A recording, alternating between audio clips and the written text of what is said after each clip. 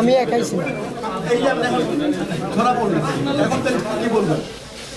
আমি তো একাই ছিলাম, জাস্ট এটা সত্যটা যেটা সত্য এটাই। আমি তো আর অন্য কাউকে আন্তাজি দোষারোপ করতে পারি না। মানে তুমি কি শুধু টাকার জন্য এই কাজটা জি, করেছো? আমি এই টাকার জন্য এই কাজটা করি। বুঝতে পারছেন এবার? তো আপনারা জেনে থাকেন যে বিগত 28 তারিখের দিকে আমাদের যে মাননীয় সংসদ সদস্য ব্যারিস্টার সাইদুল হক সুমন সাহেব, ওনাকে একটা মেসেজ দিয়েছিল যে আমাদের ওসি চুনারুঘাটের মাধ্যমে, যে আমি একটা তথ্য দিতে চাচ্ছি, যে তথ্যটা অত্যন্ত গুরুত্বপূর্ণ আমাদের সংসদ সদস্যের জন্য। তো আমাদের ওসি সাহেবকে সে বলতে চাচ্ছিল না, সে বললো যে আমি সরাসরি ওনাকেই বলবো। তো যেহেতু সে বলতে চাচ্ছিল না এবং একটা থ্রেটের বিষয়ে বলবে, সেই প্রেক্ষাপটে আমাদের ওসি সরাসরি সংসদ সদস্যর কাছে গিয়েছিলেন। তো ওনাকে জিনিসটা বলার পরে উনি হোয়াটসঅ্যাপের মাধ্যমে তার সাথে কথা বলিয়ে দেয়। তো আমাদের মাননীয় সংসদ সদস্য ওনার পরিচয় জানতে চায়, বাট সে পরিচয় বলেনি, পরিচয় দিতেও চায়নি। তো আমরা যেটা প্রাথমিক ইনভেস্টিগেশনে যেটা পেয়েছি, সে মূলত আসলে গেমলার, অনলাইন গেমলার ছিল এবং গেম খেলে, প্লাস সে হলো বিদেশে বিদেশে লোক পাঠানোর নামে প্রতারণা করে, টাকা আদায় করে মানুষের কাছ থেকে, লোক পাঠাতে পারে না। এবং সে কিন্তু ব্যক্তিগত জীবনে 2 বিয়ে করেছে। তো তার মূলত টার্গেট ছিল যে সে সবসময় ডার্ক ওয়েবসাইটে গিয়ে একটি লিঙ্ক পায়, সেটা হলো হিটম্যান ওয়েব যে লিঙ্ক, সেই লিঙ্কে সে একটা গল্প দেখে। সেই গল্পতে ছিল যে এক ইন্ডিয়ান এক বড় ব্যবসায়ী ছিল, সেই এক প্রতারক ওই ব্যবসায়ীকে বলেছিল যে আপনার একটি গুরুত্বপূর্ণ তথ্য আছে, যে আপনাকে মারার জন্য কিছু লোক রেডি আছে, তো আপনি যদি আমাকে কিছু টাকা পয়সা দেন তাহলে আমি সেই তথ্যগুলো বলে দিব। তো সেই ব্যবসায়ী তাকে সেই প্রেক্ষাপটে মানে কৌতূহলবশত কারা আমাকে হত্যা করতে চায় সেই তথ্য জানার জন্য তাকে কিছু রুপি দেয়। তো সেই প্রায় 2-3 লক্ষ রুপি দেয়। দেওয়ার পরে তখন সে তো প্রতারক, তখন ওই ব্যক্তি কী করে, সে আবার তার মোবাইল থেকে সে চলে আসে, মানে অফলাইনে চলে আসে এবং তার সব কিছু বন্ধ করে দেয়। তো সেও সেই গল্পের ছলেই মনে করেছিল যে আমিও দেখি কিছু টাকা পয়সা এইভাবে ইনকাম করতে পারি কিনা। তো সে তো দেখতে পাচ্ছে যে বিভিন্ন মিডিয়াতে বা বিভিন্ন সময় তার বিভিন্ন থ্রেটের কথা সে জানতে পেরেছে। সে মনে করতে ছিল যে আমিও হয়তো এরকম একটি কাজ করলে কিছু টাকা পয়সা ইনকাম করতে পারবো। তো সেই প্রেক্ষাপটেই সে বলতে চেয়েছিল যে আমার কাছে একটা ক্লিং স্কোয়াডের নাম আছে, যেটা আমাদের মাননীয় সংসদ সদস্যকে হত্যা করতে চায়। তো সেই প্রেক্ষাপটেই কিন্তু সে একটা নাটক সাজিয়েছিল এবং সেটা আমাদের কাছে স্বীকারও করেছে। তো সে যেটা চেয়েছিল, যে মনে করেছিল যে আমাদের মাননীয় সংসদ সদস্য ওকে বলবে যে ঠিক আছে তুমি আমাকে নামগুলো বলো, আমি তোমাকে কিছু পে করবে। যখন দেখলো যে না, সে তো কোনো টাকা পেই করবে না, বরঞ্চ সে আরও মামলা জিডি করার জন্য চেষ্টা করতেছে এবং সোশ্যাল মিডিয়াতে চলে আসছে, সে এই ভয়ে সাথে সাথে সে তার মানে মোবাইল যেটা যে সে সবসময় কথা বলতো, সেই মোবাইলটা কিন্তু সে ভেঙে ফেলছে এবং সে অন্য একটি মোবাইল নিয়ে, সেখানে সে কখনোই বাংলাদেশি সিম ইউজ করতো না, সে একটি হোয়াটসঅ্যাপ নাম্বারে কথাও বলতো না।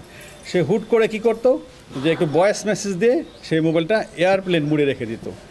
তো তাকে আমরা যখনই আমাদের ওসি মাননীয় সংসদ সদস্যকে তথ্যটি দিয়েছিল, সে কিন্তু সাথে সাথে জিডি করেছিল এবং আমরা সেই জিডির প্রেক্ষাপটেই কিন্তু ওই দিন রাতেই আমরা তার যে ফ্রেন্ড ছিল তাকে অ্যারেস্ট করে ফেলি। তো ভাগ্য কত ভালো দেখেন যে আমরা যাকে অ্যারেস্ট করি সে লোকে কিন্তু তার কাছে প্রতারিত হয়েছে। সে তাকে 1,80,000 টাকা দিয়েছিল, বাট পরে জানলাম 1,30,000 টাকা দিয়েছে, 2,30,000 টাকা দিয়েছে। বাট সে যখন তার কাছে টাকাটা নেয় ওই ব্যক্তির কাছ থেকে, তো ওই ব্যক্তি তাকে বিশ্বাস করতে পারতেছিল না। তো বললো আমি আপনাকে কীভাবে টাকা দিব, আপনি যদি না পাঠান বিদেশ। তখন সে বিরক্ত হয়ে তার যে পার্সোনাল পাসপোর্ট, সে পাসপোর্ট দিয়ে বলছে ঠিক আছে আপনার মতো পাসপোর্টটাই রাখেন, কারণ তার টাকার প্রয়োজন ছিল প্রচুর। সে পাসপোর্ট দিয়ে তার কাছে টাকাটা নিয়ে নেয়। তো আমরা তাকে যে তার বন্ধু, তাকে মূলত তাকে ধরার জন্যই। তো ভাগ্য বলে আমরা তার কাছে কিন্তু ওই দিনই পাসপোর্টটা পেয়ে যাই এবং পাসপোর্টে যে এনআইডি ছিল, আমরা এনআইডি কপিটি বিষয় নিয়ে আমরা কিন্তু তার বহির্গমন ওই দিনই কিন্তু বন্ধ করে দিই এবং আমরা সমস্ত জায়গায় ল্যান্ড এবং সিপোর্টে আমরা চিঠি দিয়ে দিই, যার প্রেক্ষাপটে পরে আমরা তাকে ধরার জন্য বিভিন্ন জায়গায় অভিযান চালাই। আমরা প্রথমে জানতে পারি সে আমাদের সেই তথ্য প্রযুক্তির মাধ্যমে যে সে চিটাগাঙে ছিল। আমরা চিটাগাং টিম পাঠাই, পরে দেখে আবার সে ঢাকায় টিম পাঠাই। আমরা একসাথে 3টা টিম পাঠিয়েছিলাম। তো সে এতই চালাক যে সে একবার হোয়াটসঅ্যাপে ভয়েস দেওয়ার পরে আর তাকে খুঁজে পাওয়া যায় না। এক এক সময় তাকে এক এক জায়গায় দেখি। পরে তার মোবাইলে আমরা কিছু বিকাশ করি। বিকাশ করার পরও সে তো অনলাইন গেমলার ছিল। সে গেমলার তার একটা অ্যাকাউন্ট ছিল। সে কী করতো, ওই যে টাকাটা আমরা পাঠাতাম সে ওই অ্যাকাউন্টসে যোগ করে ফেলতো এবং অনলাইনে যে অটোমেটিক্যালি তার কাছ থেকে বিভিন্ন জায়গায় বিকাশের মাধ্যমে তার অ্যাকাউন্টসে টাকাটা আউট হতো।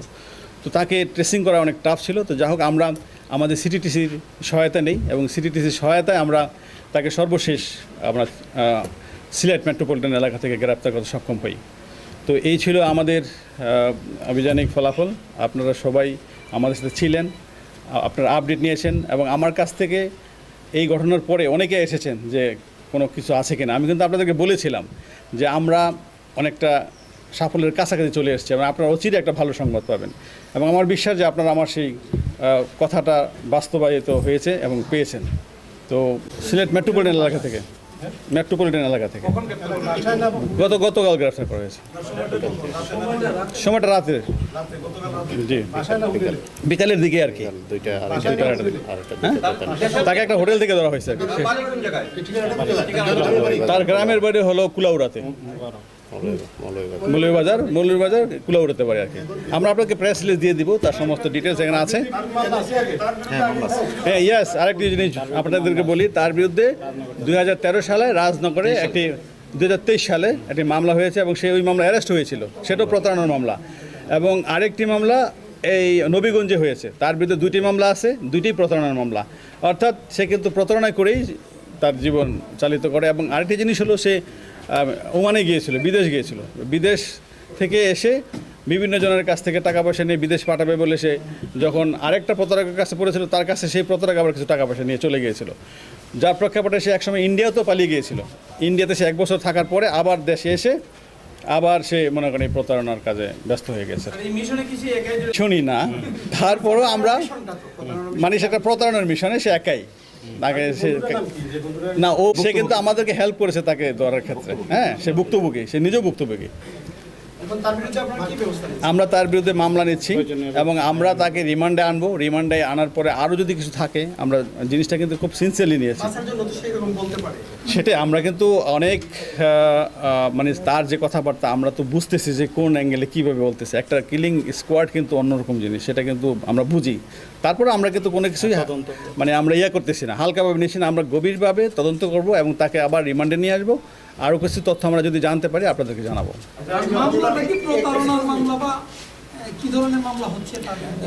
আমরা তদন্ত সাপেক্ষে তার বিরুদ্ধে যেই সব এভিডেন্স পাই সে আলোকে একটা মামলা হবে। আমরা আপাতত জানতে পারছি কোনো হাত নেই, সে নিজেই না। তার তো আমাদের এখন তার বিরুদ্ধে 2টা মামলা অলরেডি আছে। তাকে আপাতত আমরা আমাদের যে নবীগঞ্জে একটা মামলা আছে, ওই মামলা থেকে অ্যারেস্ট করব এবং তার বিরুদ্ধে আমাদের চুনারুঘাটে একটা মামলা হবে, সেই মামলায় তাকে আমরা পরবর্তী।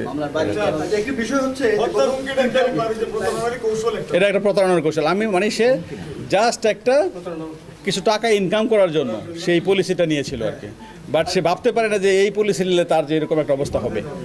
একটি বিষয় হচ্ছে, গত 3 তারিখে আপনারা গার্মেন্ট দিয়েছেন নিরাপত্তার জন্য।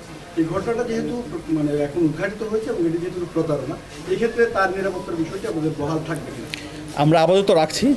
কারণ এমনিও তো তার বিরুদ্ধে হয়তো অনেকে অনেক কিছু চিন্তা করে, তা যেহেতু সে একটা সোশ্যাল মিডিয়া একটা ফেসছে, তো আমরা আপাতত তার প্রোটেকশনটা মানে তার গার্মেন্টটা রাখতেছি। যদি ভবিষ্যতে আমাদের কাছে মনে হয় যে না এখন সব কিছু ঠিকঠাক আছে, পিসফুল আছে, তাহলে আমরা অবশ্যই সেটা প্রত্যাহার করবো, বাট আপাতত থাকবে।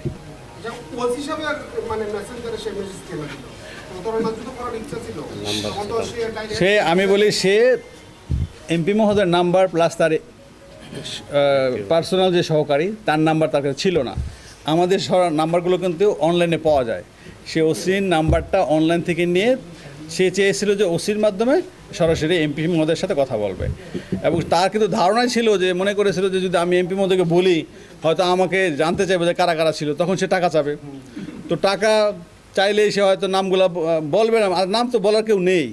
তো সে চেয়েছিল যে কিছু টাকা ইনকাম করা, এবং টাকা যখন পাবে তখন হয়তো সে ওই নাম্বারটাই ব্লক করে দিত, নাম্বারটা ইউজ করতো না। জাস্ট একটা প্রতারণার একটা